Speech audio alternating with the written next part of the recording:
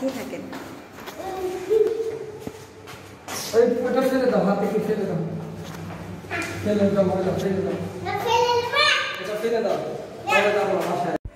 আমার বাবুটা দেখেন সামনে একা একা বসে আছে, সে আমাদের কোলে বসবে না। দেখেন কি মুডটা নিয়ে সে বসে আছে।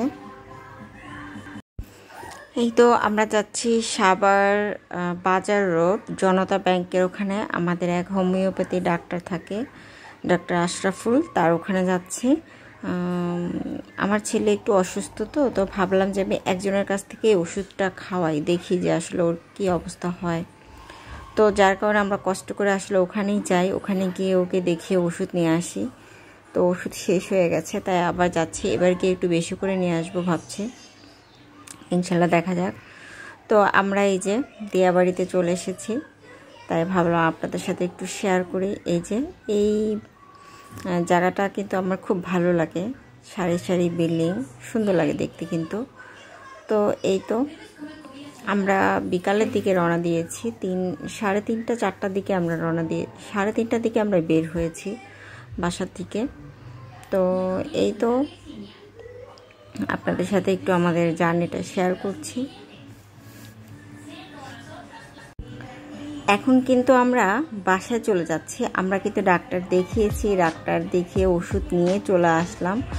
আর ওখানে গিয়ে আসলে আমি ভিডিও করতে পারিনি, কারণ আমার বাবু এত চঞ্চল। ওখানে গিয়ে ও যেখানে যাবে সেখানে সবাই ওকে নিয়ে আলোচনা করা শুরু করে দেয়, মানে ও তাদের সাথে কথা বলা, মানে ডাক্তারের চেম্বারে ডাক্তারের চেয়ারে গিয়ে বসে পড়া, মানে এইটা কি ওটা কি, ও অনেক প্রশ্ন করে আর অনেক কথা বলে। যেটাই দেখে সেটাই ও প্রশ্ন করে, ওর প্রশ্নের উত্তর দিতে দিতে অবস্থা খারাপ হয়ে যায়। তো যার কারণে আসলে মানে এমন একটা অবস্থা হয়েছে যে আমি আর ভিডিওই করতে পারিনি। তো এই যে আমরা ডাক্তার দেখিয়ে আমরা বাসার উদ্দেশ্যে রওনা দিয়েছি, তো সেটাও আপনাদের সাথে শেয়ার করছি।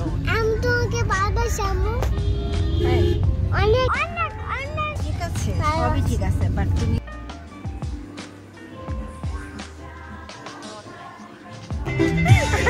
ক্যামেরা অন করে রে, এজন্য হাসছো।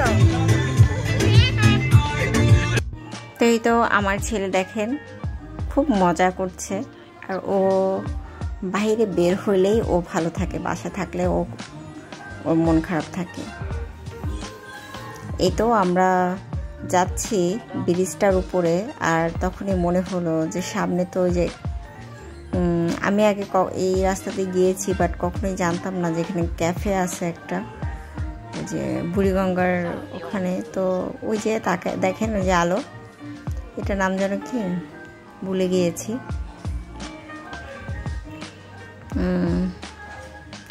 যাই হোক, তো এই যে আমরা আসলে রাতের তো চারিদিকে আপনার টিপটাপ আলো জ্বলছে, দেখতে খুবই ভালো লাগছে, খুবই। তাই একটু ভাবলাম আপনাদের সাথেও একটু শেয়ার করি। যেদিকেই তাকাচ্ছি অন্ধকারটা খুব মানে মজা লাগলো। আর আমরা যাওয়ার পথে এই যেখানে নেমেছি, এখান থেকে যে গ্রিল, তারপরে রুটি, আর ভাবলাম চা খাবো। তো আমি এখানে বসে খাবো না, এখানে প্রচণ্ড ধোঁয়া। তো আমি বললাম যে আমি গাড়িতে বসে চা খাবো আর প্যাক করে নিয়ে বাসায় যাব, বাসায় গিয়ে খাবো। তো আসলে আমরা এই তো আমার বাবা আর কি এই ভিডিওটা নিয়েছিল। আমি বললাম যে আমার জন্য একটু ভিডিও করে নিয়ে আসো কীভাবে তান্দুরি চা বানায়। তো আপনাদের জন্য একটু ভিডিও করে নিলাম কিভাবে বানাচ্ছে। এই যে মাটির হাঁড়িগুলা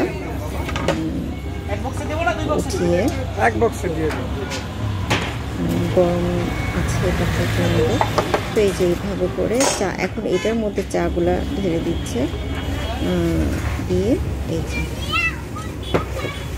কিন্তু একটা কথা বলেছি, যেহেতু আমি চাটা আগেই খেয়েছি, সব কিছুই ঠিক আছে, বাট কেন যেন আমার মনে হলো কি যেন নেই, মানে 100-এ 100 দিতে পারছি না, জানি না কেন। এটার মধ্যে অনেক কিছু দিয়েছে, বাদাম দিয়েছিল, বাদাম মেশ করা যেটা, সেটা কিন্তু আমি খেয়ে অতটা তৃপ্তি পাইনি।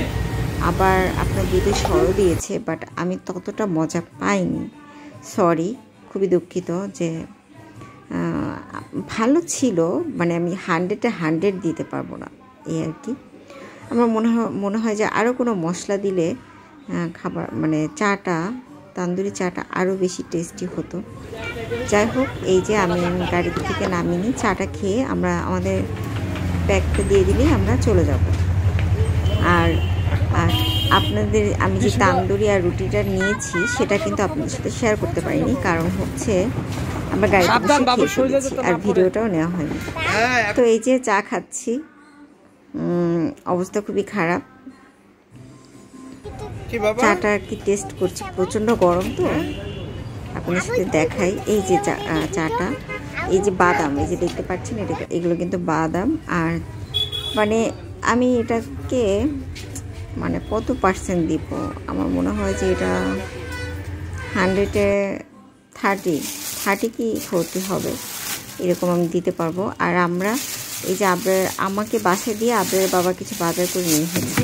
এই যে এই পেয়ারা, তারপরে একটা পেঁপে নিয়ে এসেছে, আর মাছ নিয়ে এসেছে। বাসায় কোনো মাছ নেই, শুধু চিংড়ি মাছ আর ইলিশ মাছ আছে। এই যে এটা কাঁচামরিচ, ধনিয়া আর হচ্ছে টমেটো এগুলো নিয়ে এসেছে। আর এই যে আমি সবসময় 5 মিশালি মাছ খেতে পছন্দ করি, তো এই 5 মিশালি মাছের মধ্যে অনেক মাছ থাকে, তো একসাথে আমি অনেকগুলো মাছের স্বাদ পেয়ে থাকি। আর এগুলো সবই বাজার থেকে কেটে, এই যে আমি কিন্তু কিচ্ছু করিনি, কেটে মনে হয় ওরা পরিষ্কার করেও দিয়েছে সম্ভবত, মানে আমিও ধোবো। আমি এখন এটা কিন্তু না ধুয়েই রাখতে পারবো, তারপর আমি 1-2 বার ওয়াশ করে তারপরে পলিথিন করে রেখে দিব। দেখেন কত সুন্দর করে কেটে দিয়েছে। আমার আসলে প্রবলেম হয় না, মানে ছোট মাছ আমি খেতে পারি মাশাআল্লাহ। দেখেন কতগুলো মাছ কেটে দিয়েছে। তো যাই হোক, এই যে আমি পেঁপেটাকে, আমি নামাজ পড়েছি এসে, তো পেঁপেটাকে কেটে নিয়েছি। কালকে যেহেতু রবিবার আবরার বাবা বাসা থাকবে না, তাই আমি পেঁপেটা কেটে দিলাম। আর এই যে আবরার বাবুর জন্য যে ওষুধ আমরা নিয়ে এসেছি এত কষ্ট করে, আবরার বাবুর পাপাও কিছু ওষুধ নিয়েছে। আর পেঁপেটা এত টেস্টি ছিল, অনেক ভালো লেগেছে পেঁপেটা খেয়ে। আর আবরার পেঁপে খায় না, আমি আর আবরারের পাপা পেঁপে পছন্দ করি। আর এই পেঁপেটা অনেক মিষ্টি ছিল। আর আমার ভিডিওটা আপনাদের কেমন লাগলো অবশ্যই জানাবেন। আর আশা করি আপনারা সবাই আমাকে অনেক অনেক ভালোবাসা দিবেন। আজকের মতো ভিডিওটা এখানে শেষ করছি। আল্লাহ হাফেজ।